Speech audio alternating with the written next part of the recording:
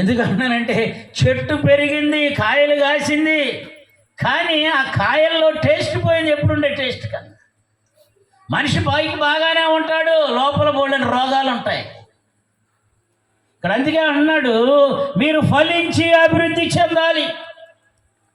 కుటుంబ సంబంధమైన ఆశీర్వాదాలు. ద్వితీయోపదేశకాండము 7వ అధ్యాయము 12వ వచనం నుంచి 14వ వచనం దాకా.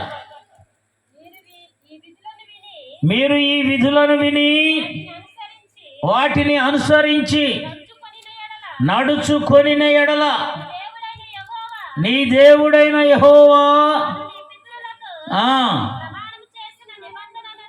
నిబంధనను నెరవేర్చి నీకు కృప చూపును, నిన్ను ప్రేమించి ఆశీర్వదించి అభివృద్ధి చేసి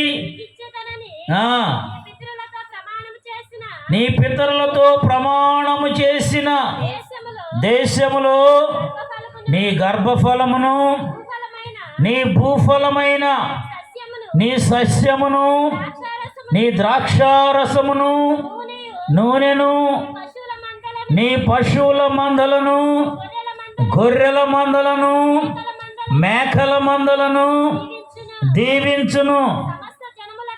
సమస్త జనముల కంటే ఎక్కువగా నీవు ఆశీర్వదింపబడుదువు.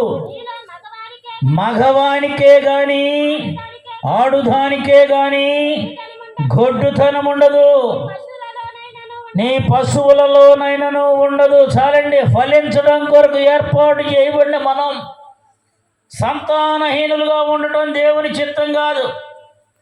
అనేక పర్యాయాలు మన అవిధేయతను బట్టి శరీర బలహీనతలు